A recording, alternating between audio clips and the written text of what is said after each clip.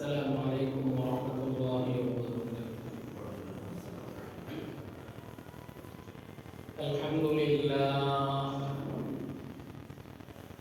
الحمد لله الذي نحمده ونستعينه ونستغفره ونؤمن به ونتوكل عليه ونعوذ بالله من شرور أنفسنا ومن سيئات أعمالنا من يهده الله فلا مضل له ومن يضلله فلا هادي له ونشهد أن لا إله إلا الله وحده لا شريك له ونشهد أن سيدنا وسندنا وحبيبنا وحبيب ربنا وطبيبنا وطبيب قلوبنا ومولانا وأولانا محمدا عبده ورسوله صلى الله تعالى عليه وعلى آله وأصحابه وبارك وسلم تسليما كثيرا كثيرا الذي أرسله الله تعالى بالحق بشيرا ونذيرا وداعيا إلى الله بإذنه وسراجا منيرا أما بعد فقد قال الله تعالى في كلامه المجيد وفي فرقانه الحميد أعوذ بالله من الشيطان الرجيم بسم الله الرحمن الرحيم إن الله وملائكته يصلون على النبي يا أيها الذين آمنوا صلوا عليه وسلموا تسليما اللهم صل على محمد وعلى آل محمد كما صليت على إبراهيم وعلى آل إبراهيم إنك حميد مجيد اللهم بارك على محمد وعلى آل محمد كما باركت على إبراهيم وعلى آل إبراهيم إنك حميد مجيد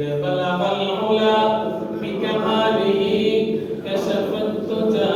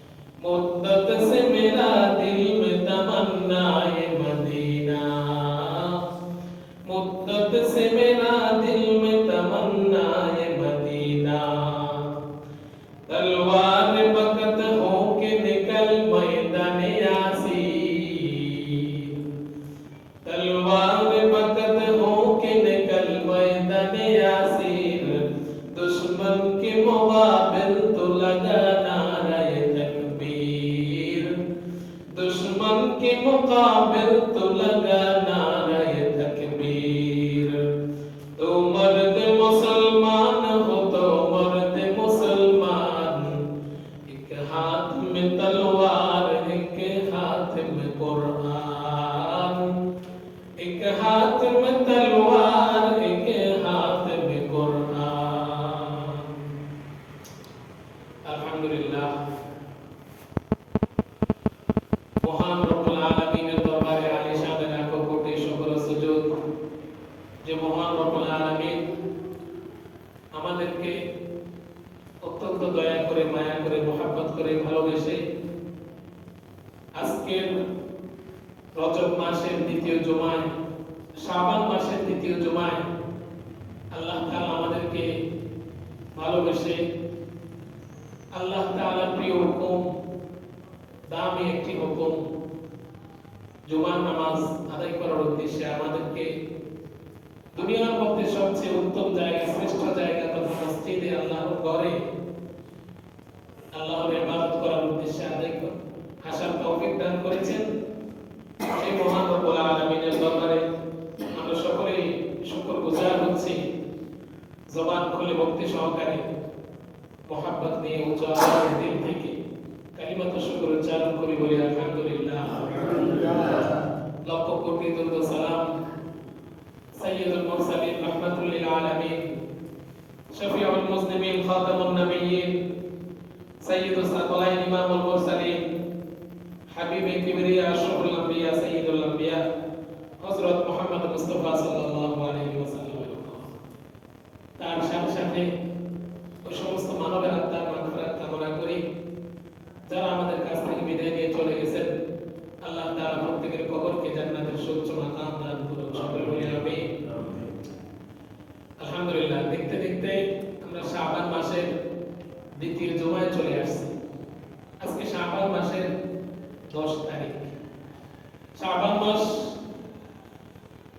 এটা রাসূলের মাস শাবান শাহরি রাসূল বলেন শাবান এটা আমার মাস রমাদান শাহরুল্লাহ আর রমজান হলো আল্লাহর মাস তার মানে অন্যান্য মাসের তুলনায় শাবান মাসের মর্যাদা গুরুত্ব অপরিসীম অনেক বেশি শাবান মাসের অনেক ফজিলত রয়েছে শাবান মাসের অনেক গুরুত্ব রয়েছে এর মধ্যে কিছু গত সপ্তাহে আপনাদের খেদমতে বলেছিলাম আমি আজকে আপনাদের খেদমতে পবিত্র কালামুল্লাহ শরীফের সূরা আহজাব থেকে একটি আয়াত কারিমা তেলাওয়াত করেছি অত্যন্ত প্রসিদ্ধ এবং দামি একটি আয়াত সেটা হলো ইন্নাল্লাহা ওয়া মালাইকাতাহু ইউসাল্লুনা আল্লাহ তাআলা বলেন হে বান্দারা নিশ্চয়ই আমি আল্লাহ তাআলা নিজেই বলেন আমি এবং ওয়া মালাইকাতুহু আমার সকল ফেরেশতাগণ ইউসাল্লুনা আলা নবী আমার রাসূল মুহাম্মদ মুস্তাফা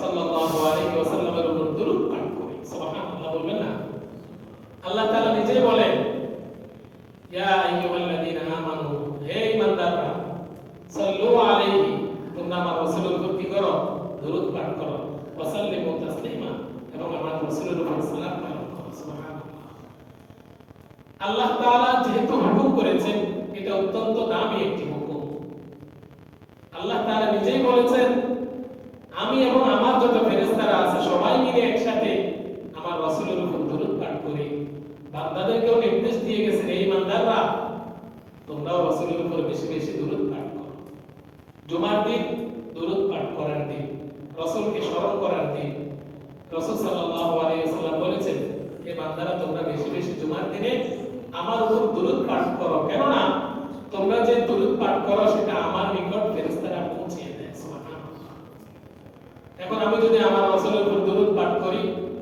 ইনশাআল্লাহ আমারও একটা আশা ফেরেশতারা ইনশাআল্লাহ আমার দরুদটা রাসূলের নিকট পৌঁছে দিবে রাসূলের নিকট আমার দরুদ পৌঁছানোর দ্বারা কি ফায়দা হবে কাল কিয়ামতের ময়দানে যখন রাসূল বান্দাদেরকে দেখবে তখন দরুদ শরীফ পড়া বান্দাদের মুখগুলো উজ্জ্বল হতে থাকবে সুবহানাল্লাহ এক নজরেই রাসূল চিনে ফেলবেন যে কোন বান্দারা আমার উপর বেশি বেশি দরুদ পাঠ করতে দেখি তাদেরকে এই কারণে আমরা বেশি বেশি রাসূলের উপর দরুদ পাঠ করব। আবার দুনিয়াতে মানুষ যে কোনো কাজ করে, নিজের যে কোনো একটা স্বার্থ থাকে, আমরা যে রাসূলের উপর দরুদ পাঠ করি, আল্লাহর শুকরিয়া আদায় করি। আমরা যদি রাসূলের উপর দরুদ পাঠ নাও করি, আল্লাহর শুকরিয়া আদায় নাও করি, আমাদের ক্ষতি হবে, কিন্তু দিনেদের কোনো কি হবে না, ক্ষতি হবে না, দিনেদের কোনো লস হবে না। আমি যদি রাসূলের উপর দরুদ পাঠ না করি, তাহলে তিনারা কি আমাদের দরুদের মুখাপেক্ষী কি নাকি? না, রাসূল আমাদের দরুদের মুখাপেক্ষী নয়, কিন্তু তারপর আল্লাহ তাআলা আদেশ রাসূলকে সম্মান করা। কারণ যে রাসূলের উসিলায় আল্লাহ তাআলা আসমান জমিন সৃষ্টি করেছে, মাখলুকাতকে আল্লাহ তাআলা দুনিয়ার বুকে সৃষ্টি করেছে, সেই রাসূলকে যদি আমরা স্মরণ না করি, আমাদের জন্যই তো তিনি পুরো জিন্দেগি আল্লাহ তাআলার কাছে ইস্তিগফার করে গিয়েছে, ইয়া আল্লাহ ইয়া উম্মতি, আমার উম্মতকে আপনি মাফ করেন। সুবহানাল্লাহ। তো এই রাসূলের জন্য আমরা দরুদ পড়ব না, বেশি বেশি আমরা ইনশাআল্লাহ জুমার দিন দরুদ পড়ব। দরুদ উম্মি একটা আছে, এটা আসরের পরে আজকে জুমার দিন কোন ব্যক্তি 80 বার পাঠ করলে তার 80 বছরের গুনাহ আল্লাহ তাআলা মাফ করে দিবেন। সুবহানাল্লাহ। এই কারণে আমরা বেশি বেশি ইনশাআল্লাহ রাসূলের উপর দরুদ পাঠ করব। শাবান মাস এটা দরুদ পাঠের মাস, যেহেতু রাসূলের মাস, এই কারণে আমরা বেশি বেশি আল্লাহ রাসূলকে স্মরণ করব। অন্য জায়গার মধ্যে আল্লাহ রাসূল সাল্লাল্লাহু আলাইহি ওয়াসাল্লাম বলেন, قال رسول الله صلى الله عليه وسلم كما تعيشون تموتون وكما تموتون تبعثون وكما تبعثون تحشرون। আল্লাহ রাসূল সাল্লাল্লাহু আলাইহি ওয়াসাল্লাম বলেন, কামা তাইশুনা তামুতুনা, এই বান্দারা তোমরা যেভাবে দুনিয়াতে জীবন যাপন করো, তামুতুনা সেভাবে তোমাদেরকে মৃত্যুবরণ করতে হবে। ওয়া কামা তামুতুনা তুআসুন, আর তোমরা যেভাবে মৃত্যুবরণ করবে সেভাবে তোমাদেরকে পুনরায় কবর থেকে উঠানো হবে। সুবহানাল্লাহ। ওয়া কামা তুআসুন তুহশারুন, এবং তোমাদেরকে পুনরায় যেভাবে উঠানো হবে সেভাবেই তোমাদের সর্বনাশ আরম্ভ হবে। হাদিসের তিনটা অংশ। প্রথম অংশের মধ্যে রাসূল বলেন, কামা তাইশুনা তামুতুনা, তোমরা যেভাবে জীবন যাপন করবে, দুনিয়াতে তোমরা যেভাবে সময় কাটাইবে, তোমাদের মৃত্যুটাও ঠিক তেমনই হবে। দ্বিতীয় অংশের মধ্যে বলেন, ওয়া কামা তামুতুনা তুআসুন, তোমরা যেভাবে মৃত্যুবরণ করবে সেভাবে তোমাদেরকে উঠানো হবে। ওয়া কামা তুআসুনা তুহশারুন, আর তোমরা যেভাবে কবর থেকে হাসরের ময়দানে উঠবে সেভাবেই তোমাদের হাসর হবে। তার মানে এই যে পুরো একটা জিন্দেগি, হাসরের জিন্দেগি, কবরের জিন্দেগি, ফুলসিরাতের জিন্দেগি, আখিরাতের সেই ভয়াবহ জিন্দেগি, এগুলা সবগুলা নির্ভর করে আমাদের এই ক্ষণিকের জিন্দেগির উপর। আমরা যদি এই দুনিয়ার জিন্দেগি সুন্দরভাবে অতিবাহিত করতে পারি, আল্লাহ তাআলা যেভাবে চায় সেভাবে যদি চলতে পারি, আল্লাহ তাআলার রাজি খুশি মোতাবেক আমাদের সময়টাকে অতিবাহিত করতে পারি, তাহলে বাকি জিন্দেগি আমাদের সুখের হবে। কারণ রাসূল বলেছেন, তোমরা যেভাবে জীবন যাপন করবে সেভাবে তোমাদের কি হবে, মৃত্যু হবে। যেভাবে তোমাদের মৃত্যু হবে সেভাবে তোমাদেরকে আবার উঠানো হবে, যেভাবে তোমাদেরকে উঠানো হবে সেভাবে তোমাদের হাসর হবে। এই কারণে সবকিছু নির্ভর করে আমাদের দুনিয়া চলার উপর। সুতরাং শাবান মাস অত্যন্ত গুরুত্বপূর্ণ একটি মাস, অত্যন্ত দামি একটি মাস। শাবান মাসের ফজিলত আল্লাহ রাসূলের কাছে অনেক বেশি। এই কারণেই তো রাসূল বলেন, শাবান শাহরি, শাবান হলো আমার মাস। শাবানের ফজিলত আল্লাহর কাছে অনেক বেশি, আল্লাহ রাসূলের কাছে অনেক বেশি। সুতরাং শাবান মাস আসার পরে আমরা শুধুমাত্র রমজানের অপেক্ষায় থাকলে হবে না। শাবান মাসে রাসূলের কিছু আমল আছে, শাবান মাসে সাহাবায়ে কেরামের কিছু আমল আছে। এই আমলগুলো অনুযায়ী আমরা আমাদের জীবনকে কাটাইতে হবে, তাহলে আমরা আমাদের রমজান পর্যন্ত পরিপূর্ণ সওয়াব অর্জন করতে পারবো। এই কারণে আমাদের সামনে দিন মূলত তিনটা। দিন কয়টা? তিনটা। একটা হলো গতকালকের দিন, একটা হলো আজকের দিন বর্তমান দিন, আর একটা হলো আগামীকালকের দিন। দিনগুলো তো কয়টা? তিনটা। এখন গতকালকে যে আমাদের কাছ থেকে চলে গেছে এটা আর কখনো ফিরে আসবে না। আমরা সকলেই জানি একটা মুহূর্ত, একটা সেকেন্ড, একটা ঘন্টা যদি আমাদের কাছ থেকে চলে যায় এটা কখনো ফিরে আসে না। কবির ভাষায় কবি বলে যে ফসল খেয়ে যদি পাখি উড়াল দিয়ে চলে যায় তাহলে আফসোস করা ছাড়া কোনো উপায় নাই। ঠিক তদ্রুপ আমি যদি মনে করি ঘড়ির কাঁটা চলতেছে, এটাকে বন্ধ করার ক্ষমতা আমাদের আছে। ব্যাটারি খুলে ফেললে ঘড়ি বন্ধ হয়ে যাবে। দুনিয়ার যত রকমের যত কাজ কারবার আছে, এই যে পাখি ফসল খেয়ে উড়াল দিয়ে চলে গেল, এই পাখিকে ধরার ক্ষমতাও আমাদের আছে। কিন্তু এই যে সময়টা চলে যাইতেছে, কিছুক্ষণ আগে ফজর ছিল, আমরা নামাজ একসাথে পড়ছি, এখন জোহরের সময় হয়ে গেছে, কিছুক্ষণ পরে আসর হয়ে যাবে, মাগরিব, আবার রাত্র চলে আসবে, আবার দিন আসবে, আবার রাত্র আসবে। এইভাবে আমাদের হায়াত থেকে আস্তে আস্তে সময় অতিবাহিত হইতেছে, আমাদের বয়স বাড়তেছে। আমরা একটা সময় যুবক ছিলাম, কিছুদিন পরে আমাদের যৌবন আসবে, কিছুদিন পরে আমরা আবার বৃদ্ধ হয়ে যাব। আমাদের দাদা বাবা এর উপরে যারা ছিল তারাও এক সময় কি চলে গেছে, কেউ এই দুনিয়াতে থাকতে পারবে না। আল্লাহ তাআলা বলেন কোন পায়া, তোমাদেরকে কোন সৃষ্টি করা হয়েছে, পায়া কোন, আবার তোমরা চলে যাবে। মৃত্যু যেরকম, জন্ম যেরকম ভাবে সত্য, তার চেয়ে বেশি সত্য হলো আমরা একদিন মৃত্যুবরণ করব। এই কারণে গতকালকের দিন আমাদের কাছ থেকে বিদায় নিয়ে চলে গেছে, এটা আর কখনো আমাদের জীবনে ফিরে আসবে না। যদিও নাকি বৈজ্ঞানিকরা বলে থাকে এই যে একটা দিন আমাদের কাছ থেকে চলে যায়, এটা 36 বছর পরে আবার ফিরে আসে। একটা দিন চলে যাইলে 36 বছর পরে আবার একই দিন একই সময় সূর্য আবার একই পথে আবার ফিরে আসে। ফিরে আসার দ্বারা কোনো ফায়দা নেই, আমার তো 36 বছর চলে গেছে। এই কারণে গতকালকের দিন চলে গেছে, গতকালকের দিন থেকে আমাদেরকে শিক্ষা গ্রহণ করতে হবে। গতকালকের দিন আফসোস করা ছাড়া কোনো উপায় নেই। এরপরে আগামীকালকের দিন, আগামীকালকের দিন কি আমরা যে আগামী 1 মিনিট হায়াত পাবো এটার কোনো নিশ্চয়তা নেই। ঢাকা যাওয়ার জন্য বাসে উঠছি, প্রথমে কুমিল্লায় কিছুদিন আগে একটা বাস উল্টে 12 জন যাত্রী নিহত, ইস্টার্ন লাইনের একটা বাস।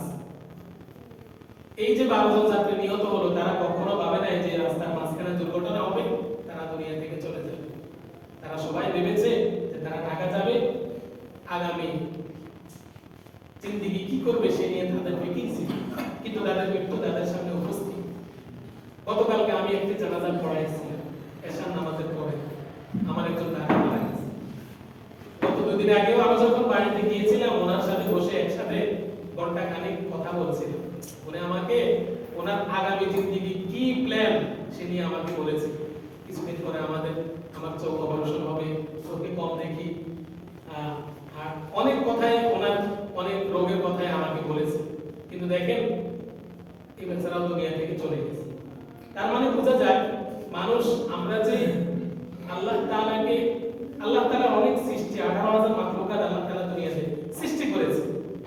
মুসলমান বাদে যারা মুসলমান তারাই তো আল্লাহ তাআলাকে বিশ্বাস করে। মুসলমান বাদে অন্য যত ধর্মের লোক আছে তারা কিন্তু আল্লাহকে বিশ্বাস করে না। যদি বিশ্বাস করত তাহলে অবশ্যই মুসলমান হতো। আল্লাহ তাআলাকে বিশ্বাস করাটাই তো মুসলমান। তার মানে মুসলমান ব্যতীত ইমানদার যারা আছে, বেঈমান, তারা কখনো আল্লাহকে বিশ্বাস করে না। তার মানে তারা যদিও আল্লাহকে বিশ্বাস করে না ঠিক, কিন্তু আল্লাহ তাআলার একটা ক্ষুদ্র সৃষ্টি মৃত্যু, এটা কি কখনো আজকে এই দিন পর্যন্ত দুনিয়ার শুরু থেকে কেউ কি করে নাই? বিশ্বাস করে নাই। সকলে একবার কি স্বীকার করে, আমি যে অবস্থায় আছি একদিন আমি মৃত্যুবরণ করব। এটা আল্লাহ তাআলার একটা সৃষ্টি মৃত্যু, কিন্তু আল্লাহকে বিশ্বাস করে। তো বলতেছিলাম আগামীকালকের দিন, আগামীকালকে হায়াত পাবো এটার তো কোনো নিশ্চয়তা নাই। আমি যে মসজিদে আসলাম, মসজিদে আসার পরে মসজিদ থেকে যে চলে যাব এটারও কোনো গ্যারান্টি নেই। একজন শিল্পী, ঢাকা শিল্পকলা একটা একাডেমি আছে, ওটার মধ্যে গান গাইতেছে, এক মিনিটের নাইরে ভরসা, এক মিনিটের নাইরে ভরসা, এটা বলে একটা গান দিয়ে স্টেজ থেকে নামার পূর্বে সে মৃত্যুবরণ করবে। এই কারণে মৃত্যুর কোনো কি নেই, সময় নেই, নির্ধারণ নেই, যে কোনো মুহূর্তে আমাদের কাছে উপস্থিত হবে। এই কারণে আগামীকালকে কোনো কি নাই, গ্যারান্টি নেই। বাকি রইল আজকে। গতকাল চলে গেছে, আফসোস করার কারণ উপায় নাই। আগামীকালের কোনো গ্যারান্টি নাই, বাকি রইল কোন দিন, আজকের দিন। সুতরাং আজকের দিনকে গনিমত মনে করা, আজকের দিনকে মূল্যায়ন মনে করা। এই কারণে রাসূল বলেন রজব মাস চলে গেছে, শাবান মাস এখন আসছে তোমাদের সামনে, শাবান মাসকে গুরুত্ব দাও। রমজান পর্যন্ত আল্লাহ তাআলা আমাদের ভাগ্যে রাখবে কিনা সেটা কোনো কি নাই, নিশ্চয়তা নাই। এই কারণে এখান থেকে শিক্ষা গ্রহণ করতে হবে আমাদেরকে। রাসূল সাল্লাল্লাহু আলাইহি ওয়াসাল্লাম এই কথা বলতে গিয়ে একটা নসিহত করেছেন বান্দাদের উদ্দেশ্যে। ক্বালা রাসূলুল্লাহ সাল্লাল্লাহু আলাইহি ওয়াসাল্লাম ইত্তানিম খামসান ক্বাবলা খামসিন, তোমরা দুনিয়ার বান্দারা পাঁচ জিনিসকে পাঁচ জিনিসের পূর্বে মূল্যায়ন মনে করো, গুরুত্ব দাও, গনিমত মনে করো। পাঁচ জিনিসকে পাঁচ জিনিসের পূর্বে। এক নাম্বার শাবাবাকা ক্বাবলা হারামিকা, বার্ধক্যের পূর্বে যৌবনকে। দুই নাম্বার ওয়াসিহাতাকা ক্বাবলা সুকুমিকা, অসুস্থতার পূর্বে সুস্থতাকে। তিন নাম্বার ওয়াগিনাকা ক্বাবলা ফাকরিকা, গরিব হওয়ার পূর্বে ধনাত্মতাকে। চার নাম্বার ওয়াফারাকা ক্বাবলা শুগুলিকা, ব্যস্ত হওয়ার পূর্বে অবসরকে। পাঁচ নাম্বার ওয়াহায়াতাকা ক্বাবলা মাউতিক, মৃত্যুর পূর্বে তোমার জীবনকে। এই পাঁচটা নসিহত রাসূল সাল্লাল্লাহু আলাইহি ওয়াসাল্লাম উম্মতের উদ্দেশ্যে করে গিয়েছে। এটা অল্প অল্প করে একটু ব্যাখ্যা করি। শাবাবাকা ক্বাবলা হারামিকা, বার্ধক্যের পূর্বে যৌবনকে।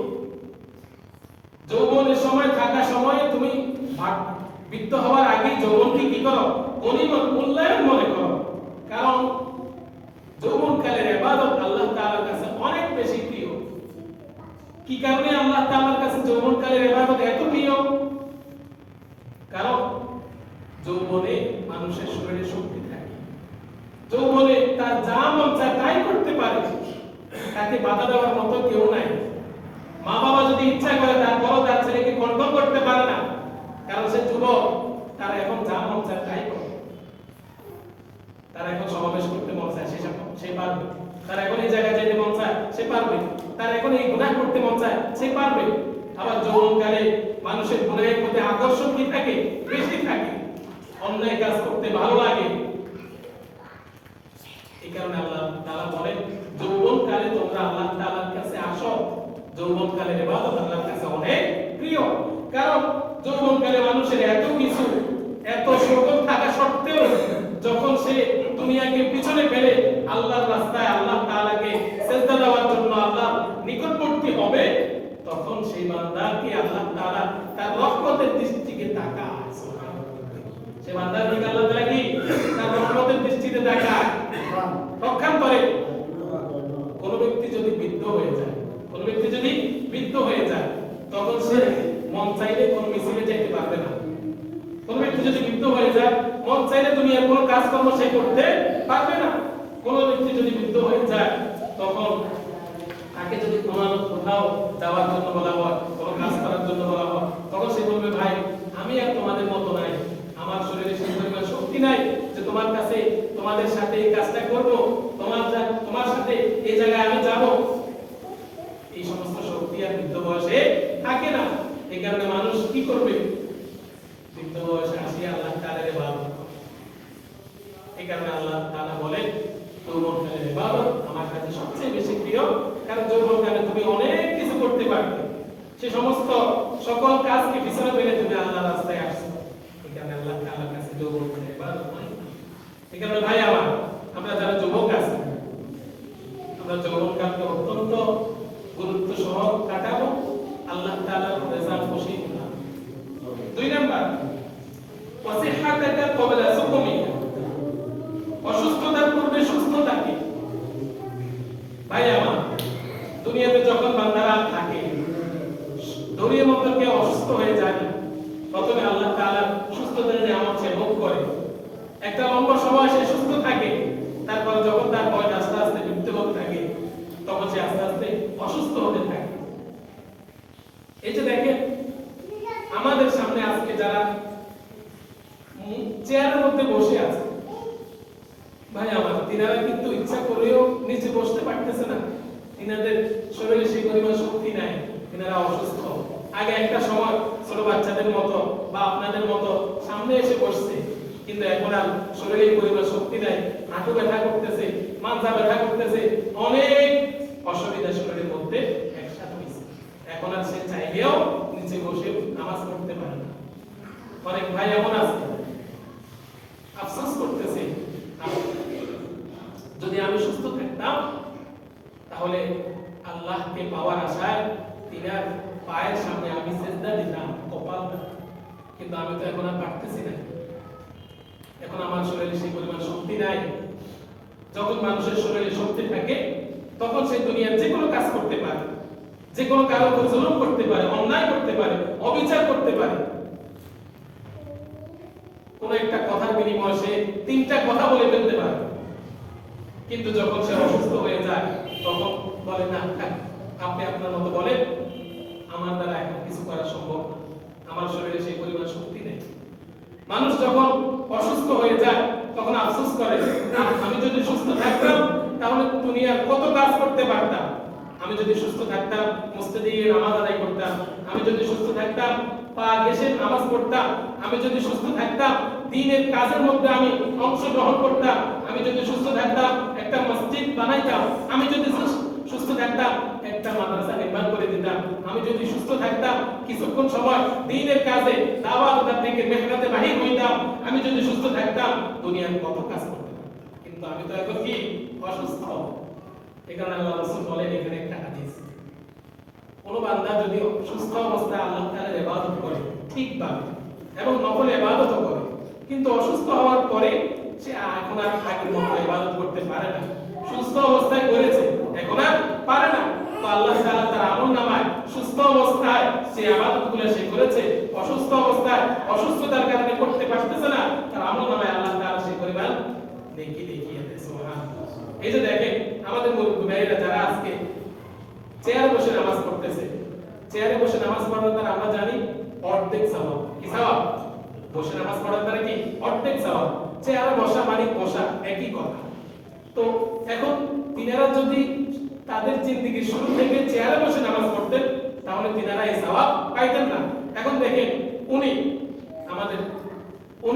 এখানে কিন্তু সবসময় নামাজ পড়তেন আমাদের সাথে, কিন্তু আজকে কয়েকদিন হাঁটু ব্যথার কারণে উনি বসে নামাজ পড়তে পারতেছে না, বিদায় চেয়ারে বসে নামাজ পড়তেছে। তার মানে আল্লাহ তাআলা বলেন যে বান্দারা সুস্থ অবস্থায় ঠিকভাবে আল্লাহ তাআলার ইবাদত করেছে, নফল ইবাদত করেছে, কিন্তু অসুস্থতা হওয়ার পরে চেষ্টা করতেছে কিন্তু ঠিকভাবে পারে না। সুস্থ অবস্থায় সে যে নেকি অর্জন করেছে, অসুস্থ অবস্থায় চেষ্টা করার কারণে আল্লাহ তাআলা তার আমলনামায় সেই পরিমাণ নেকি লিখে দিয়েছেন। সুবহানাল্লাহ। এই কারণে আল্লাহ রাসূল বলেন অসুস্থ হওয়ার পূর্বে সুস্থতাকে গনিমত করা। 3 নাম্বার ওয়া বিনাকা ক্বাবলা ফাকরিকা,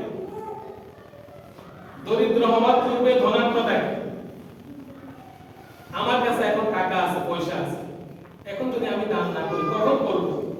আমরা মনে করি অনেকে আমার কাছে যদি লক্ষ কোটি টাকা আসে তখন দান করব, আমার কাছে আমি যখন 5 লক্ষ টাকার মালিক হব তখন আমি 50 টাকা মসজিদে দান করব, আমি যখন 100 কোটি টাকার মালিক হব তখন আমি মসজিদ বানাবো, তখন একটা মাদ্রাসা করে দিব, অসুবিধা নেই, এখন তো আমার কাছে সেই পরিমাণ টাকা নেই। কিন্তু ভাই বিষয়টা আল্লাহ তাআলা যাকে দেয় দিন দিন সেটা কমতেই থাকে, বাড়ে না। কারণ আল্লাহ তাআলা দেয় পরীক্ষা করার জন্য। একজন বান্দাকে আল্লাহ তাআলা 1000 টাকার মালিক বানাইছে, 1000, সেই 1000 টাকা থেকে আল্লাহ তাআলা রাস্তায় 10 টাকা দান করছে। আরেকজন বান্দাকে আল্লাহ তাআলা 100 টাকার মালিক বানাইছে, সে 100 টাকা থেকে 5 টাকা দান করছে। বলেন তো দেখি কার ফজিলত বেশি? এখানে 100 টাকা ওয়ালার ফজিলত বেশি হবে, কারণ সে যদিও 5 টাকা দান করছে কিন্তু তার সম্পদে একটা পুরো হিসাব থেকে বোঝা যাবে তার সম্পদ থেকে ওই ব্যক্তির তুলনায় সে বেশি দান করছে। যার 1000 টাকা আছে, উনি 1000 টাকা থেকে 10 টাকা দান করলো, আর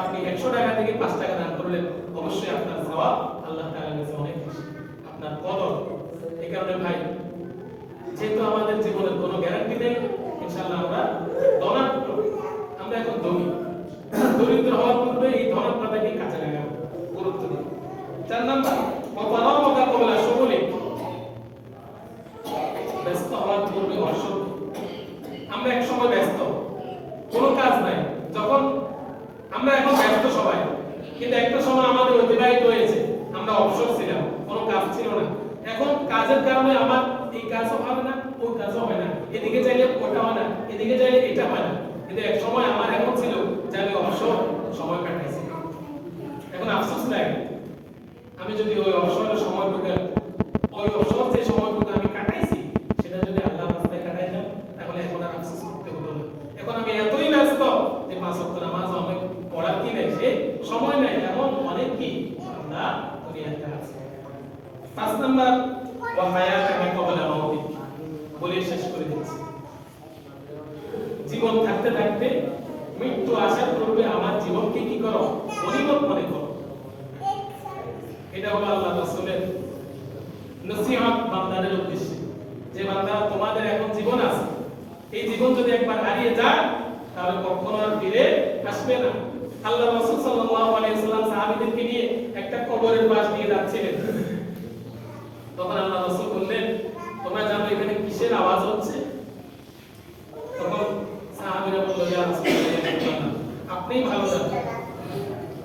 তখন রাসূল সাল্লাল্লাহু আলাইহি ওয়াসাল্লাম বললেন, এই বান্দা এত বেশি আফসোস করতেছে, তাকে সে ফেরেশতাদেরকে আরজি করতেছে যে তাকে যাতে দুনিয়াতে আসিয়া 2টা মিনিট সময় দেওয়া হয় যাতে সে 2 রাকাত নামাজ পড়তে পারে। 2 রাকাত নামাজ পড়ার জন্য সে তার পুরো জিন্দেগি কবর জগতে আফসোস